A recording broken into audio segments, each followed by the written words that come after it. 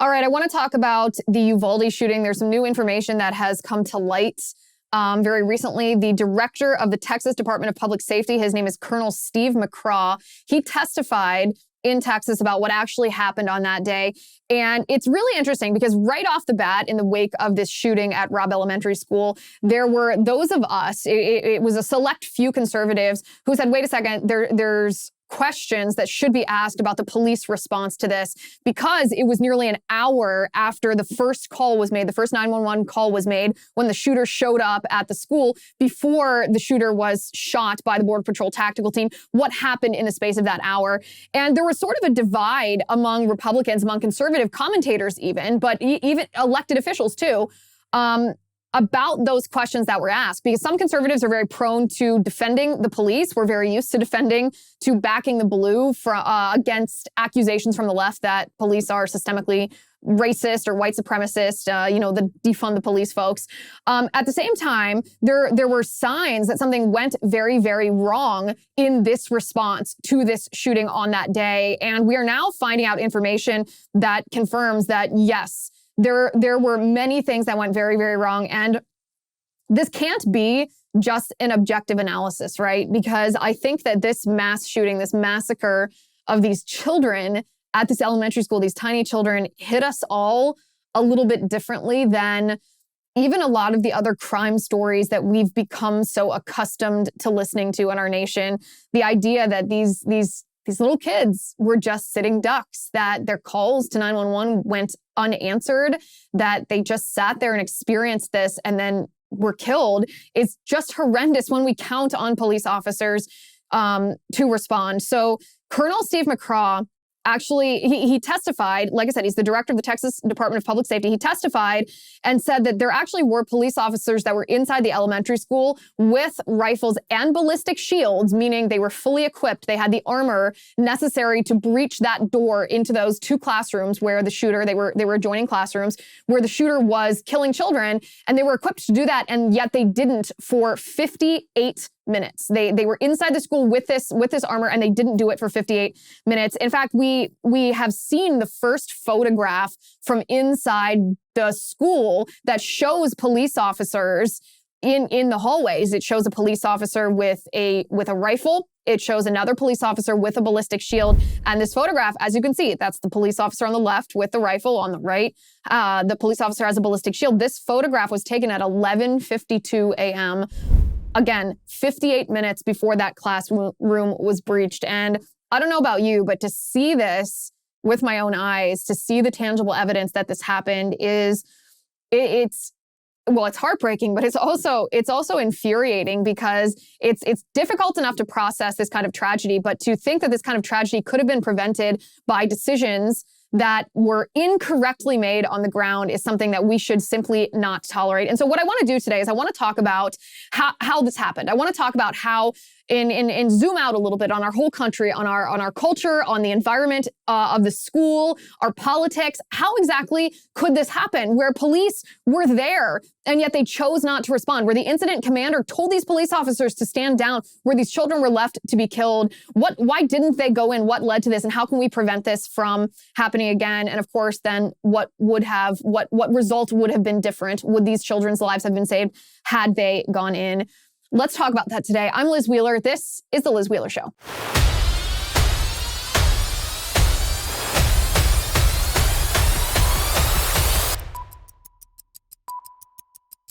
All right, now I like Genucel because it works. How old does your mirror say that you are? Ladies and gentlemen, you can actually delay asking yourself this question for 10, even 15 years with the new Ultra Retinol Serum from Genucel. I often have one next to me, by the way, but I think I poached it to use it, so you'll have to use your imagination. Marina from Fort Lauderdale, Florida, loved this product so much. Let me read to you what she wrote to us. She said, "Great product. My skin loves it. I've spent more money on creams over the years enough to pay off my house. Just kidding," she writes, "but it feels like that. This product has changed my life like no other." Now, Marina is flying high with Genucel's new Ultra Retinol Serum with hyaluronic acid. This technological wonder hydrates your skin at a cellular level and builds on this deep moisture with the incredible anti-wrinkle effects of phytoretinol.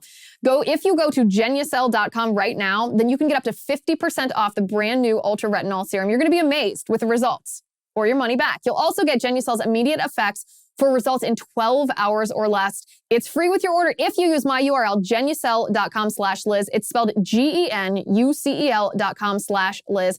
Free express shipping, free returns, exquisite customer service, genucel.com/Liz. Okay, before we get into talking about the timeline of Uvalde and what caused this, what we can learn from it, did you guys see this weekend, Jennifer Lopez, international superstar singer, brought her daughter Emmy on stage with her to sing and introduced her daughter Emmy with transgender pronouns. She kept calling her daughter they. The last time they were on stage with me, Jennifer Lopez said. And what I found particularly striking about this is 2 years ago in 2020, Jennifer Lopez had her daughter Emmy on stage with her. And look at this little girl. She looks like a little girl, right? I mean, she has a bun in her hair. She's wearing a white outfit. She looks like she's on stage performing a little girl. Fast forward 2 years and look at what the child looks like now in this weird, oversized Justin Bieber-esque pink outfit and a trucker hat. Kind of manly, right? Kind of transy, if you will. And Jennifer Lopez is essentially introducing her daughter Emmy to the world as they, them. Suggesting that perhaps this child is transgender, perhaps this child is not on the quote-unquote gender binary here. And the left is reacting to this as you would expect. The left is like, oh, what a supportive mother, what a wonderful person, ignoring what you and I talked about last week on our special episode that we live streamed, special episode of this show that we live streamed on Locals, the actual statistical scientific studies that show that children who are transitioned, whether it's just puberty blocking hormones or cross-sex hormones, are actually increase their risk of suicide by 14%. So I pray to God that Jennifer Lopez's child is just going through a weird phase and isn't actually transgender, isn't actually transitioning. But man, look at the difference between 2 years ago, what Emmy looked like, and now. Elon Musk. Did you guys know that Elon Musk also has a transgender child? I confess I had no idea. I don't typically look into, the lifestyle and history of people's kids when their kids are minor because I just don't care. I care more about what Elon Musk is doing for Twitter and what he's doing for Tesla and all of that. But apparently he has a son named Xavier Musk who is 18. And the reason that Xavier Musk is now in the news is because when I say child, I suppose 18-year-old is a legal adult, but this young adult has filed in a court in Los Angeles to change his last name and to change his gender. He wants to be identified by the court as a female, and he wants to change his name to Vivian Wilson. Now, Elon Musk was formerly married. He was married to a woman named Justine Wilson, so I guess Xavier Musk wants to take the last name of his mother. And Vivian's a beautiful name, but not for a boy. So he wants to change his name, and this is why. You obviously have to write a reason on your form. And he said, quote, gender identity and the fact that I no longer live with or wish to be related to my biological father in any way, shape, or form. So that's pretty sad that clearly they have some kind of broken relationship here. I wonder if it's because Elon Musk has spoken out against queer theory. He's spoken out about this transgender craze. He actually tweeted in response to the What is a Woman documentary, Matt Walsh's documentary. This is what Elon Musk tweeted. He said, we are simultaneously being told that gender differences do not exist and that genders are so profoundly different that irreversible surgery is the only option. Perhaps someone wiser than me can explain this dichotomy. Well, it doesn't sound to me like he needs someone wiser than him to explain this dichotomy. It sounds like he exposed the fallacy of the radical gender ideology here. But maybe this is the problem between he and his son here. It's very sad to me to see these young people who are being suckered in by the transgender ideology. But the interesting thing to note here, I think, is the cultural aspect of this. What's the common denominator whenever we see a celebrity or a public figure or anybody really whose child goes from what seems to be normal to saying that they're transgender? It's not necessarily just that they've been diagnosed with gender dysphoria, because these children are changing their identity as young teenagers, which is not typically when gender dysphoria is onset. That usually happens a lot earlier in life. The common denominator, my friends, is broken families. The common denominator is divorce. The common denominator is the desecration of this nuclear family unit. Think about Jennifer Lopez, the father of her children, Mark Anthony. She was married to him. Now she's not. She's been engaged about 1 billion times, broken up, lived with these different partners, and then not lived with them anymore. I mean, she's the epitome of a broken family. She just happens to be very rich. Same with Elon Musk. Elon Musk was married to the mother of Xavier for 8 years, from 2000 until 2008. They had 6 children together, but he's not married to her anymore. He then went on to date the singer Grimes. He had a couple more children with her. Reportedly, they're not together anymore. This is a broken family. Broken family. I cannot stress enough how if Republicans and conservatives actually want to solve a lot of these cultural issues in our country, it's fine to focus on it from a legislative level. Like, sure, we should ban bars, 21 and older bars that serve alcohol. We should prohibit them from allowing children to go to enter the premises. We should not allow these premises to hold drag shows for children that are marketed to children. We shouldn't allow children to go to that kind of sexually explicit show in an establishment. The same as we don't let children in casinos. The same as we don't let children in bars. That's all good and well. We should do that. But those are all Band-Aid solutions on our cultural ills that will never truly be solved until we focus on a cultural reformation that focuses on the family unit, that focuses on a married mom and dad raising their kids. And if conservatives and Republicans focus on that, a cultural reformation that is supported by governmental policies, a lot of these social ills would cease to exist the way that they are, the way that they dominate our culture right now, where celebrities and billionaires and, maybe the people that live on your street or go to your kid's school or, at the local drag bar are suffering from. We would go a long way into solving these things if we focused not just legislatively, but culturally on an individual level. So Biden is trying to solve a problem that is impacting all of us, but of course he is also going about this the wrong way. Gas taxes is what he's telling us is going to be the solution, the temporary solution to, well, how expensive it is for us to fill up our gas tank. I'm going to keep whining about how expensive it is until it's fixed. I said it a couple days ago, and I'm about ready to have to fill up my gas tank again, but it cost me $70 for 14 gallons of gas, and I was like, a year ago, it was half of this. It was half the price. And, I have to fill it up on a weekly basis. So that's $70 a week. And that's for 14 gallons of gas. Well, Biden says that he is going to solve this, but really his solution is a non-solution. It's just a Band-Aid that's kind of like throwing breadcrumbs at us and saying, oh, here's your dinner. It doesn't really solve it. And I'm not even sure that he has a legal right or the legal authority to do what he's promising to do. Now, I'm sure I'm not the only one that's noticed. It's not just gas here. Everything is getting expensive. We are in the biggest economic crisis since 2008 with a government that's printing trillions and trillions of dollars. Consumer prices are the highest we have seen in 30 years. Inflation is certainly here to stay. And if the government continues its out-of-control printing and spending, the dollar could continue its free fall and lose its coveted role as the world reserve currency. So how do you protect your money, your retirement, and your savings? Well, American Hartford Gold can show you how to hedge your hard-earned savings against inflation by helping you diversify a portion of your portfolio into physical gold and silver. They'll even help move your existing IRA or 401k out of the volatile stock market into a precious metals IRA.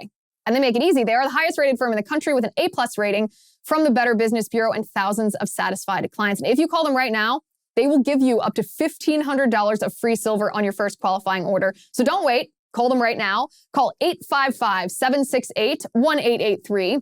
That's the phone number to call, 855-768-1883. Or if you're like me and you prefer text messaging, you can text my name, Liz, L-I-Z, to 65532. Again, the phone number is 855-768-1883. Or if you prefer text messaging, you can text Liz to 65532. It's the smart thing to do. And the reason it's the smart thing to do is because who's in the Oval Office right now and how his economic policy and political choices are impacting your wallet and mine. Again, 855-768-1883 or text Liz, L-I-Z, to 65532. Okay, so Biden is kind of acknowledging what we're suffering at the gas pump right now, but he's not actually willing to do anything that would fix it, like we talked about yesterday. What he's offering us instead is a Band-Aid fix. He's offering somewhat of a rebate to us. Mr. President, are you considering a pause on the federal gas tax, Mr. President? We know that you're considering it, and Secretary Gelly spoke about it yesterday. Yes, I'm considering it. How soon can we expect a decision? Well, I hope I have a decision based on that I'm looking for by the end of the week. Okay, so first of all, First of all, maybe someone who is more schooled in tax law than I am can answer this question. Does Biden, as the chief executive, the president of the United States, does he actually have the power to do this? Can he just unilaterally suspend a tax? Because it seems to me that this would require an act of Congress, would it not? This is a legislative role. Congress has the power to levy taxes. The chief executive doesn't have the power to just hand down a tax. And if he doesn't have the power to hand it down, how does he have the power to just rescind this? Again, if there's any tax attorneys who are listening, I'd be very interested in your take on this, because if Biden actually has the power to do this, then let's have this conversation and let's talk about what other kind of taxes can be suspended to. Can we suspend all the taxes? Just maybe for a year, none of us pay any taxes, and we just see if all of the money that the government takes for us is actually necessary for our lives and to run the government, because I suspect that the government would be just fine without our tax money. And yet we would be a lot better off if we got to actually keep the money that we earned. So does Biden have the power to do this? I don't know. It's going to be like 18 cents that you would save on the gallon, but that's nothing compared to how much the gas prices have increased overall. They're twice as expensive now as they were a year ago. So 18 cents is just, I don't know, it feels like he's throwing us breadcrumbs. It feels like he's saying, oh, here's some pennies, here's some nickels for you to keep you quiet for a little while so you don't notice the fact that I'm not doing what I actually should be doing to address inflation, that I'm going to keep spending and I'm going to refuse to drill and I'm going to keep pushing green energy and secretly laugh behind my hand because this is the way to transition us into a quote unquote green economy away from those evil fossil fuels. I don't really want this rebate. I don't really want Biden to do this, but if he can, I'd rather him just, abolish all the taxes. Okay, so let's talk about Uvalde now. So disturbing information that when I say come to light, it's really because Colonel Steve McCraw, the director of the Texas Department of Public Safety, testified in it was a hearing in front of the Texas Senate committee, and some of the things he said are just.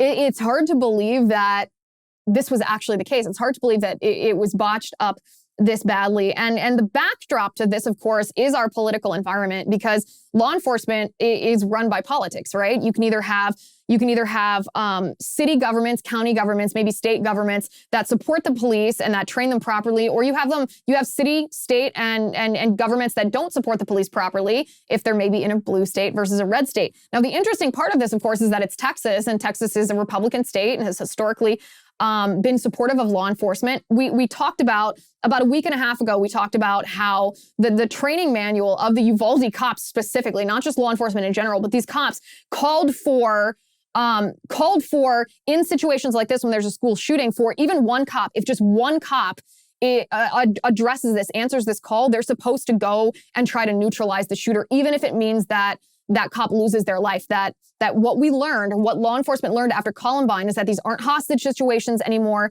This isn't a matter of someone having suicidal ideation, that this is a mass shooting where the agenda of the shooter is oftentimes to kill as many people as possible. And so it is imperative that law enforcement end this person, neutralize the shooter as quickly as possible in order to save lives. And these Uvalde cops knew this. The Uvalde cops had specifically been trained on the protocol of how to enter a school.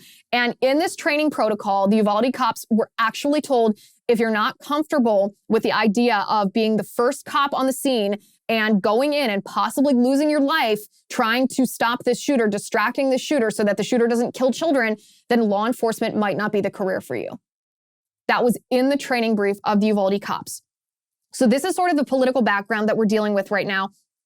The left telling us that they want police reform, but not actually looking at what needs to be reformed about police. The left telling us that they want to stop the school to prison pipeline, but not actually showing us how that's done. They just want us to be soft on people who commit, I guess, lesser crimes, misdemeanors, if they do so while they're in school, while they're minors. The left, of course, tells us that they want gun control, but they won't focus on the aspects of our political culture as it impacts law enforcement, when those aspects could actually save lives in situations like this where there's a mass shooting at a school.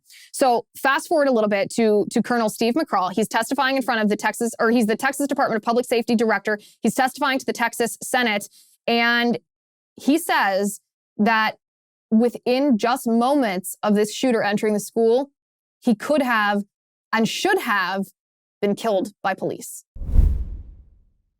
that the law enforcement response to the attack at Robb Elementary was an abject failure and antithetical to everything we've learned over the last 2 decades since the Columbine massacre. 3 minutes after the subject entered the West Building, there was a sufficient number of armed officers wearing body armor to isolate, distract, and neutralize the subject.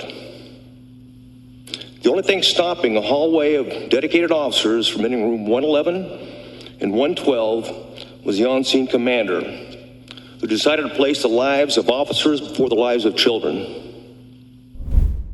So what's interesting, again, look at the political background here, because I know some people say that it's distasteful to take a tragedy and immediately try to pull political elements, because people exploit, right? Politicians or politicos, political pundits exploit tragedies and try to attach the emotion of tragedies to their own political agenda. And that's wrong to do that if you're doing it just for emotional exploitation. But it's often true that tragedies are the result, that they happened because of some political policy. If not directly, then indirectly. In this case, this could have been prevented had we actually had hardened schools. Had we learned the lesson of school shootings in the past 10 years, we could have prevented this from happening. If we had single point entry, if we had the only people that were allowed on campus were known people, if we had armed guards on the campus and not just awaiting a call, if we had armed teachers, locked doors, all of these different things, if we had actually focused on hardening schools, then, which I guess is a political issue because the left is so against it, because they just want to exploit your emotion on these type of tragedies to push gun control. But oftentimes these tragedies do have a political element, and it's imperative that we don't fall for the accusation from the other side that we are exploiting a tragedy just for political points. That we say, okay, this is what happened, this is what we could do to prevent it, and this is the political hurdle that stands in the way of accomplishing what could have been done to prevent this. So the left right now is trying to make this political in 2 ways. They're trying to blame Governor Abbott. They're calling this a cover-up. I have seen no evidence that there's been a cover-up from Abbott. If Abbott staged a cover-up, I'll sit here and call him out. I don't care what parties he's in. I'm not loyal to a party in that sense. I'm loyal to the children that need our protection. But the left will not look at what actually happened because it gets in the way of their gun control agenda. And Congressman Eric Swalwell is a perfect example of this. This is what he tweeted. He said, warning, police accountability at Uvalde is important, but it is not an alibi for inaction on gun safety. We're a country of unrestricted weaponry. Unless that changes, more kids will be killed, period. So what is he saying? He's saying, sure, let's talk about police briefly, but the real problem is that you haven't passed my gun control agenda. We haven't banned AR-15s and allowed the government to confiscate your guns and ultimately revoke your Second Amendment right to keep and bear arms. That's what Eric Swalwell is saying. And that is the political backdrop with which we look at this. That's what we're dealing with. That's the reason why we haven't actually hardened schools, because the left is unwilling to do so. What happened at Robb Elementary School with police is beyond words. It's unspeakable that police, or that the commander, Pete Arredondo, would tell police officers not to go in when they were there. And McGraw was rightly harsh, measured, but very harsh against Pete Arredondo for the decision not to allow cops to enter that room, particularly when we had heard original reporting that the door of the classroom where the shooter was locked and that the police couldn't get in, that they were waiting for a key to the door, which didn't make sense even to begin with, because you can break down a door. But we find out now that no one even tried to open the door, and the door was actually unlocked, but police didn't know that because they didn't even touch the handle. They didn't even try to breach that door. That showed Room 111, 112. There's many references by Chief Arredondo about the door being locked and needing keys and more keys and a master key and just constant references to keys. But is there any evidence whatsoever that shows through the video as it was examined later that the door was ever, that there was an attempt to open the door or test whether or not it was locked? We could never see anybody put their hand on the door, and of course up until the breach. And then at the breach, we've gone back and talked to the breachers, re-interviewed the breachers, and they said no, they didn't try the door handle beforehand. And remember, this is what we heard on CNN within just days of the shooting, where a law enforcement officer defended this incident commander, Pete Arredondo. He's the Uvalde School District Police Chief, for telling officers to stand down. And the reason that this law enforcement officer gave on CNN was that if police officers went in there, understand that they could have been harmed or killed. And it was mind-blowing to everyone in the country who watched this, because that's literally a risk that you have to be willing to take if you are a police officer. I'm not saying that that's a risk that everyone is willing to take, but if it's not a risk you're willing to take, then you shouldn't be a police officer. That should be a no-brainer. This should be very obvious. And this was the choice. This was the choice that Colonel Steve McGraw said that Pete Arredondo made, and it cost the lives of these children. I mean, it's hard. Again, it's hard to process that as these children were making 911 calls, these cops were outside of the classroom with ballistic shields, with rifles, and that they were supposedly waiting on a key to a classroom door that they hadn't checked. It was unlocked. They could have opened it and gone in there. If I'm the parents of these children, I mean, I can't imagine the grief that they're going through. And I pray for the grace of God that they have some healing and some respite from the agony that they must be suffering. But I don't know how I would handle this politically, because it is beyond human comprehension that this could have been stopped in the moment. This could have turned out differently, and it didn't, because of the police response, because of someone saying, no, don't go in there because you might be killed. Now, I like Nutrafol because it's natural and it works. Win-win. We all know that half of the people who are watching my show are balding men. You know who you are. There's no shame to this. But there is a holistic solution for men that promotes both healthier hair and whole body wellness without drugs or prescriptions. It's called Nutrafol. Nutrafol is clinically shown to improve hair growth, thickness, and visible scalp coverage without compromise. It's made of 21 potent natural ingredients that support sex drive, better sleep, and less stress too. In a clinical study, men showed progressive improvement in hair growth and thickness after 3 and 6 months. You too can grow thicker, healthier hair, and you can support our show. Who doesn't love to do both? By going to Nutrafol.com and entering my promo code Liz to save $15 off your first month's subscription. This is their best offer anywhere, and it's only available to U.S. customers for a limited time. Plus, you get free shipping on every order. Get $15 off at Nutrafol.com. It's spelled Nutrafol.com if you use my promo code Liz. Nutrafol.com, promo code Liz. You'll be glad you did. Dave Rubin uses this, and I think we've all seen his hair. It certainly works. Nutrafol.com, promo code Liz. Okay, so we have this new information, this disturbing information, that there were ballistic shields that were there. There were the police that were there. The door was unlocked. They didn't even try the door. This is all very damning information. Was there a cover-up from Greg Abbott? There's no evidence of that. That seems the Democrats trying to politic it.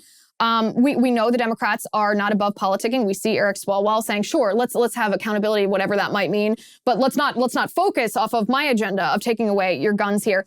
But if we zoom out here and look at the political backdrop, we can see why exactly this situation happened.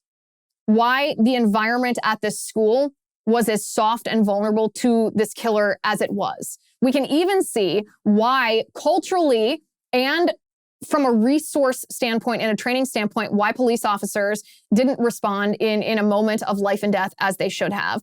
Part of this is the police reform that Democrats are always talking about. They're talking about wanting reform at police forces across the country. They're talking about wanting to retrain law enforcement officers. And yet, what do they spend their resources doing? How do they retrain police officers? In diversity and inclusion and equity and all of these neo-Marxist ideas that the radical left at the political level has embraced. They want police officers to feel that they are a relic of white supremacy, if not active members of a white supremacist institution, our criminal justice system. This is what they're focusing on. Instead of focusing on, okay, what are the threats that we face here in the United States? What are the dangers that could harm not just children, but all citizens of the United States? And how are law enforcement best equipped to handle this, to protect innocent lives and to neutralize as quickly as possible threats against us, while also respecting our rule of law?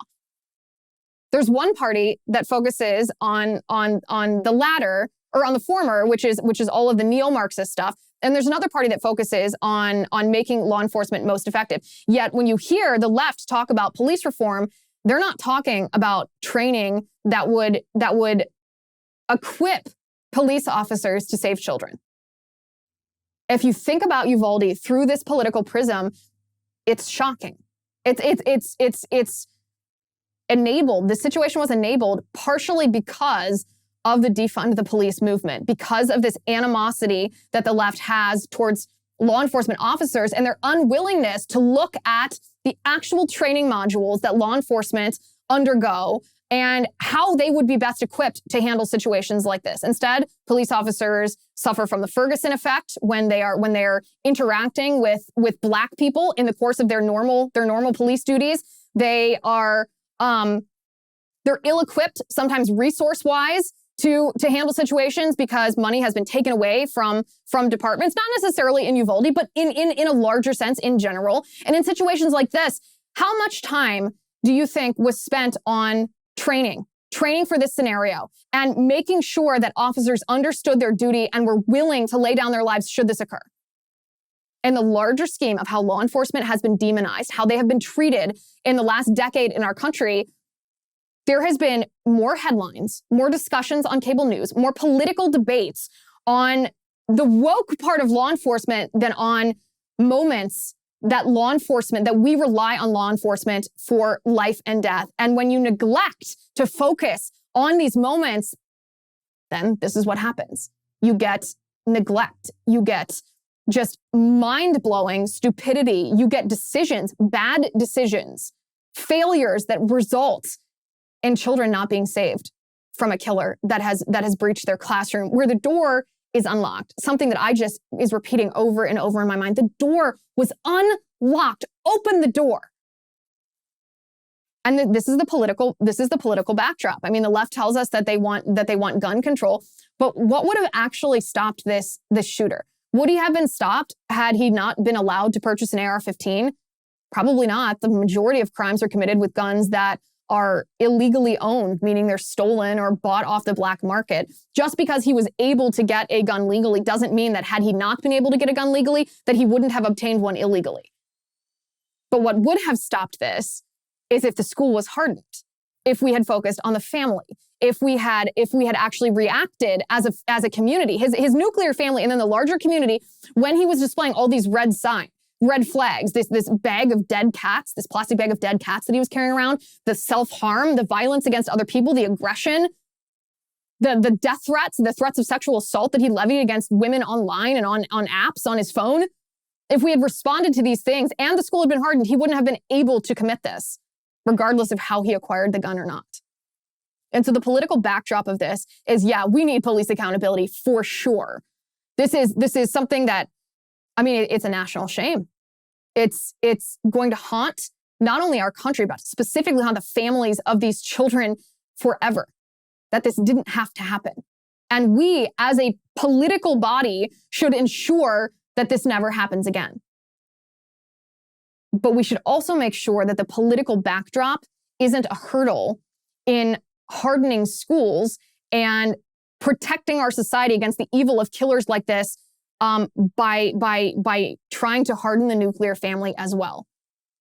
And if those things happen, then we don't have to put our reliance on police that sometimes fail us. Because they've proved, I mean this with no disrespect to all of the law enforcement officers in our country who serve and sacrifice with tremendous bravery and courage, but I haven't heard one of those police officers who are coming to the defense of what happened in Uvalde. And I know that I don't want my children in the hands of a police force like that or in the hands of someone else. I want my family to be strong, and then I want my community to be strong and the school to be hardened so that it's not ever an option to rely on people who might make a call for police officers not to respond that led to a child not being saved, a child being murdered because no one responded to their 911 call. Over on locals, we're going to talk about a study that we can't talk about here because it has to do with the COVID vaccine and the impact on sperm. It's actually really, really interesting and ironic. And please join us over there, LizWheelerShow.com/locals. If you use my promo code ACCESS, then you can watch it for free. Your first month for your annual subscription is free. LizWheelerShow.com/locals, promo code ACCESS. Thank you for watching today. Thank you for listening. I'm Liz Wheeler. This is The Liz Wheeler Show. The Liz Wheeler Show is produced by Jonathan Hay, executive producer Chad Abbott, director of photography Kevin McRoberts, editor Alejandro Figuerella, sound mixer Robin Fenderson, director of marketing Emily Washler, production and talent coordinator Matt Toffler, and senior publicist Patricia Jackson. This has been a Soundfront production.